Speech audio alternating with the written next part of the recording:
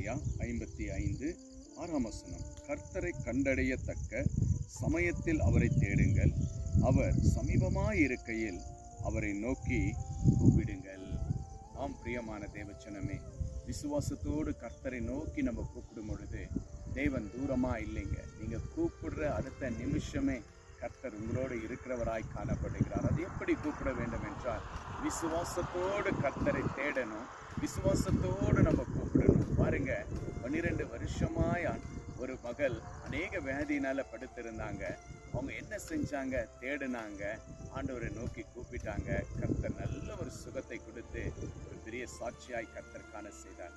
இன்று உங்க வாழ்க்கையிலும் ஏசப்பா அநேக நன்மைகளை செய்ய காத்திருக்கிறார், அநேக ஆசீர்வாதங்களை எங்களுக்கு கொடுக்க காத்திருக்கிறார். நம்ம என்ன செய்கிறோம்? ஆண்டவரை தேடுறதில்ல, ஆண்டவரை நம்ம நோக்கி கூப்பிடுறதில்ல, ஜெபிக்கிறதில்ல, வேதம் வாசிக்கிறதில்ல. இப்படி உலகத்தினுடைய காரியத்துல நம்ம வாழ்ந்திருக்கிறோம்.